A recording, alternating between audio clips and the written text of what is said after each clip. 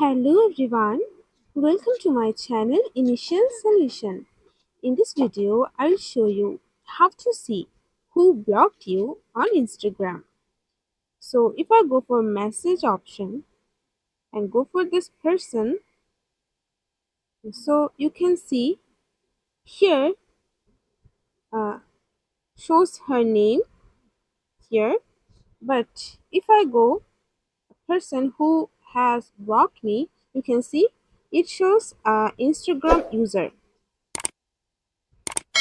So if I go for her profile and if I go for follow again, so you can see I can't follow her.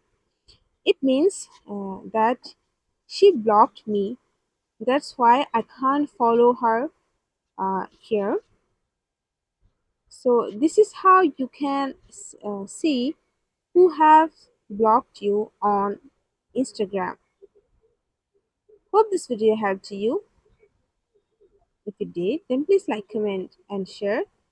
Subscribe to our channel and don't forget to hit the bell icon for more videos. Thank you.